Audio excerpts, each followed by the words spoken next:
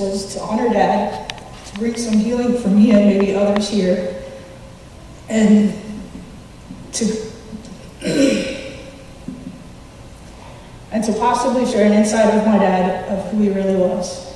In the short time he's been gone, one common thing I've heard from those who knew him, no matter if it was years ago or recent, Dad was well liked and known by many of you for his crazy humor, and he used to make you smile. Now, don't get me wrong, being his child, there haven't been times he didn't make me smile, even though I can brag, I was a pretty darn good kid. Dad has certainly had an interesting but private life. Some of that privacy is due to being a private person, but mostly his early years came with great uncertainty and unknowns. Dad was an orphan who eventually was adopted, with the fact that his parents passed away before I arrived, and these things were hard for Dad to talk about. The only person I could ask as I was writing this was my mother. They were married for over 20 years, and even though Mom doesn't have the answers, we know that Dad was slightly rebellious and left home at a young age. What age? Nobody knows. For those that know me well, you know I tend to overthink and overanalyze. I've come up with several theories about my dad. I do know he loved me, but now, at the age of 45, there were many times in my teen and adult years I did often wonder, and not because of that know-it-all teenage phase, but when I wasn't always the most lovable. But with being an orphan, and then for whatever reason causing him to leave home very young, I don't think Dad ever really learned how to show and express love until something very important happened in his life that I'll share later. So let me basically get to the time of my father's life where I have some memories and paint the picture of the real Don Crocker. As you can see, I'm not a girly girl. Often I've wondered if that bothered Dad, because when I was younger, I had the suspicion he really wanted that fancy, frilly, play with dolls, little princess girly girl, and I couldn't be that. I love both my parents and have drastically different relationships with each one of them. I looked up to my dad, which I think is normal for all little girls, but mine was pretty unique. I remember when I was young, Dad used to lift weights. He might have looked small, but trust me, he was pretty tough. Before we moved to Kansas City, Dad and a buddy of his in Omaha would be in the basement lifting weights. I would go down there and was fascinated at what they could do. On occasions, they would decrease the weight on the bars and let me spot them. I thought that was really cool.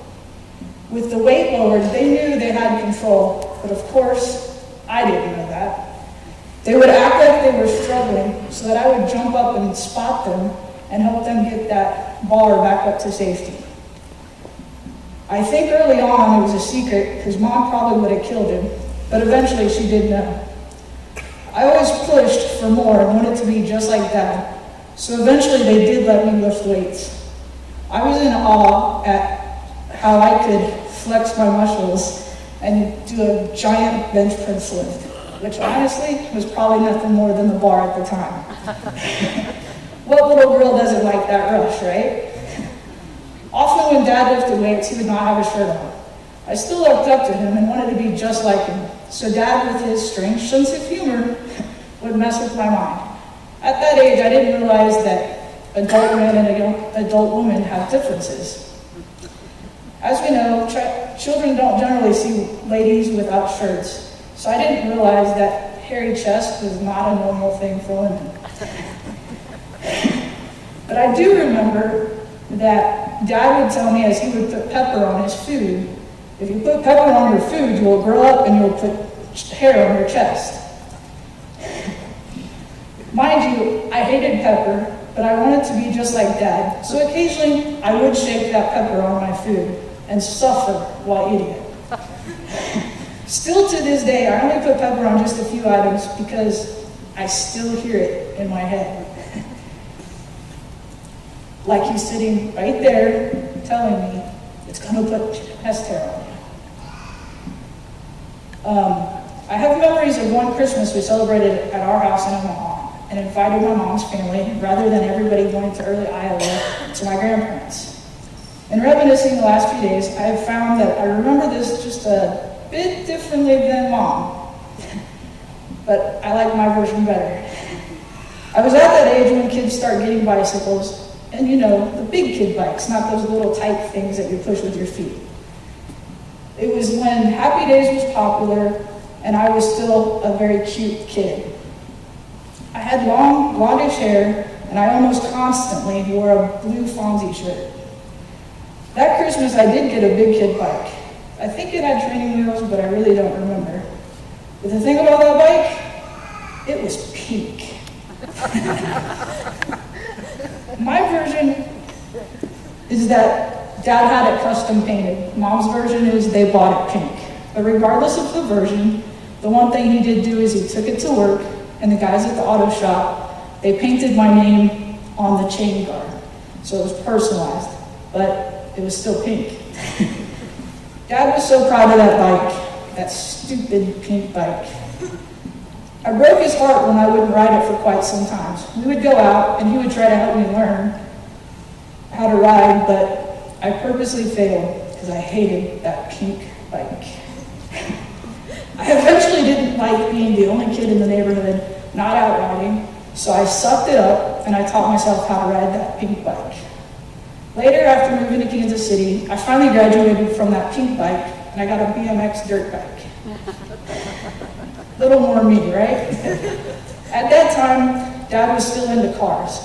So while he would be washing, waxing, and tinkering with his cars, I would be out there tinkering with my BMX bike. I got to where I could take it all the way down to parts, nuts and bolts and washers, and rebuild it back to all the way again. I've always kind of been proud of that. Around 5th grade or so, Dad transitioned from cars to motorcycles. So we would be in the driveway, instead of working on cars and my bicycle, he'd be working on his motorcycle and my bike. Those were some good times. Dad would even entertain me by letting me go out on rides with him on his giant Harley as I was riding my bicycle. I would pedal my heart out to keep up with him. Obviously, those rides were pretty short, but I enjoyed them. Later, that bike graduated to a moped. I've learned since there's a big difference between a moped and a scooter. So in reality, it was a 50cc Honda Spree scooter. But those memories are the same, with the exception of, with that Spree, I could keep up with a little longer rides. It wasn't long after that I was a typical teen girl who couldn't even speak to her dad. I mean, yeah, we talked, whatever, but that's when that Mars and Venus teen and parent speak is very different. Even when things we had in common or enjoyed together, it was hard to talk to him. One specific story I can recall, Dad worked at the Chevy dealership in the service department. I had bought my mom's old car from them when Dad decided she needed a new car. I would get service done on my car at Dad's dealership using his employee discount. But since I had a Mazda and he worked at a Chevy dealership, I had to bring certain things with me that aren't compatible, because Mazdas and Chevys are not like Chevy and GMC. So I needed an oil filter, and I was supposed to bring a proper filter. This was the first time really that Dad let me kind of be in charge of getting everything and going out there. Usually he bought everything and I just showed up and they did it and I left. But I kept asking him, what kind of filter do I need? Because if you know Dad, he's pretty particular about cars, motorcycles, and such. So I kept trying to ask him, did he want me to get the orange box, or the Fram box, or what brand? But he was stuck on, just look at the auto parts part number, and that'll tell you what to bring. And we argued and argued and argued, and eventually Mom even chimed in trying to help me, but Dad still didn't understand. And that ended with me getting upset and mad and frustrated. And even though many of you probably haven't seen it, but I even cried because I was so mad. But eventually, I think that Dad did that because Dad was Dad. I think it was a game to him, but I still love him anyway. So eventually I became an adult, and Dad went through some major growing up also. As I said earlier, I have always known Dad loves me, but that was something not much said in our home. And while my mom's family dynamics are very different, that side of my family doesn't say or express love very well either. The stuff that I think changed Dad about love, him feeling loved, feeling lovable, as well as expressing and saying those magic words, I love you, I think that was truly God. I don't recall exactly when Dad developed his relationship with God, but I do remember, as Pastor Porter brought it up, when Dad was baptized. And I even remember Dad calling me and being excited, and the tone in his voice I'd never heard before, just to come ask me to come for his baptism. In 1 John 4:7-8, the Bible speaks about knowing God through love. But specifically at the end of verse 8, for God is love. Regardless of religious background, it is often said God is love. I think when God got a hold of Dad, he found love. And with some practice and time, he learned how to love himself and finally express his love. Many seem to think, while Dad and I didn't talk all the time constantly, that our relationship was strained. I won't try to tell you we didn't have some strained times, but even before God, I knew my Father's love for me. Way back in time, even this week, I often hear people tell me how much Dad loved me, talked about me, and how he was very proud of me. Honestly, that's something I still struggle hard with, but I've learned to receive it a little better. I'm a lot like Dad, and while I do have a relationship with God, I struggle with loving myself, which does make it difficult to give and receive love. I think that's why I used to wonder why Dad couldn't tell me. I've always heard it from his coworkers at the dealership and friends. Thankfully, we have had many heart-to-heart talks, and he did come to be able to finally express directly to me his love. I unfortunately have lost several family over the years, and because I don't have children, my dogs are very important to me, and I have said goodbye to 4 of them so far. As a matter of fact, while Dad spent that month in the hospital this past fall, I had to make the tough decision to say goodbye to one of my beloved dogs. I watched my grandfather slowly demise due to cancer. I watched and was in the ICU with my family as we saw doctors doing everything possible for my aunt until nothing more could be done except to watch the monitors zero out. I watched my grandma, almost like Dad. She was pretty healthy most of her life, but she just got old. She got mild dementia, and when she passed, we believe it was peaceful and in her sleep at home. I have been through this before, and while with some close family, this is really the first time it's been a direct family member, and one where I would be involved in some of the planning that goes on between death and this service. Music has always been important to me, and many times that can be very therapeutic. It is a common saying that music is what feelings sound like. Music is something Dad really got into the last few years as well. One thing that really helped me this week was actually on the way home from the hospital Saturday evening after Dad passed away. When I got into my truck, the song that happened to be playing off of one of the 6 CDs I have was Stephen Curtis Chapman's Jesus Will Meet You There. I've really struggled through some dark times since Dad's heart attack in the fall, and then of course the events that took place in the ICU room Saturday. But this song really spoke to me. I won't share the entire song, but the verses in the chorus that really touched me as I drove home. When you think you've hit rock bottom and the bottom gives way, and you fall into a darkness no words can explain, and you don't know how you're going to make it out alive, Jesus will meet you there. When the doctor says, I'm sorry, we don't know what else to do, and you look at your family wondering how we'll make it through, whatever road this life takes you down, Jesus will meet you there. He knows the way to wherever you are. He knows the way to the depths of your heart. He knows the way because he's already been where you're going. Jesus will meet you there. So as I close out, I first want to say thank you for letting me share about the man we all know as Don, but I know as Dad. This has been something I wanted to do to honor him, but also as therapy and healing. I appreciate your time in coming today for his service and for letting me speak.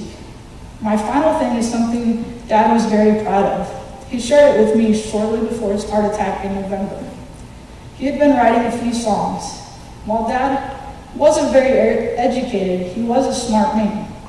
I was very impressed at all the songs he showed me, but none of them were finished, and there was one that left me speechless. He came up with some very eloquent words to express something very special. Before he went in Thursday for his surgery, he shared with me about he couldn't wait to get home because he really wanted to finish that song and write some music for it. I have been repeatedly told I have a gift for writing. I'm not sure if this is something that someday I could finish for him. I don't know if I would want it completed. If I did try to finish it, I would need help with writing music. But I don't think anybody but me should finish the words. It wasn't titled, and I don't have a title other than Dad's Song. So please listen as I share one last thing that really is Dawn. Here's Dad's song. I came to Jerusalem and was lost. I heard they took a man called Jesus and nailed him to the cross. They said blood flowed from his side and stained that old tree, and though it seemed he did not know my name, I hear he died for me, convicted of a lifetime of sin. I met a man called Jesus and never been the same since, because he died so I could live. Yes, they say he died, but I know that he lives.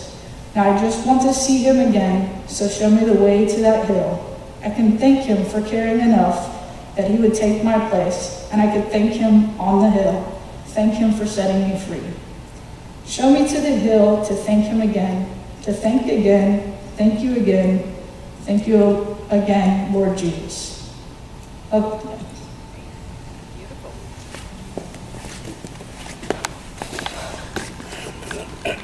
Very well shared. Thank you very much. Your dad?